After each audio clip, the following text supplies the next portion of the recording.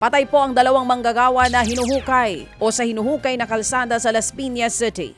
Sa inisyal pong impormasyon mula po sa mga otoridad, mayroong hukay sa lugar dahil sa proyekto ng contractor ng Maynilad.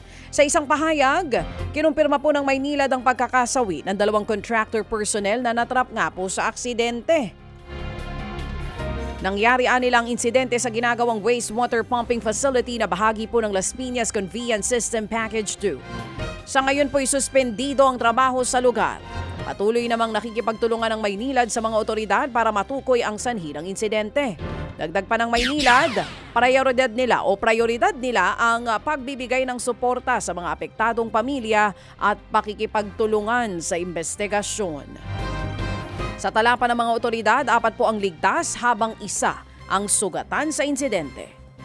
Kumpirmado naman ang isang kaso ng nakahahawang monkeypox o mpox dito po sa Mandaluyong.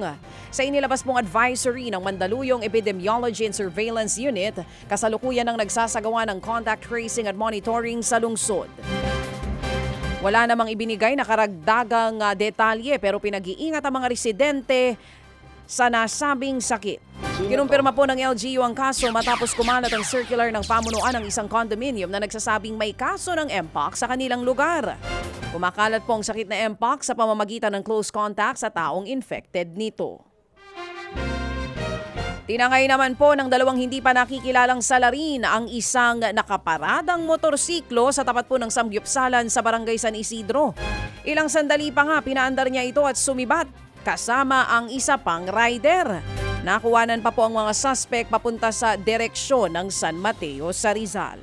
Kwento ng biktima, kumakain lamang siya noon sa samgyupsalan kasama ang kanyang pamilya at partner nang mangyari po ang pagnanakaw. Laking panghihinayang ng biktima dahil ginagamit niya ang motor papasok sa eskwela at para sa kanyang negosyo. Patuloy po ang investigasyon at pagtugis sa mga suspect.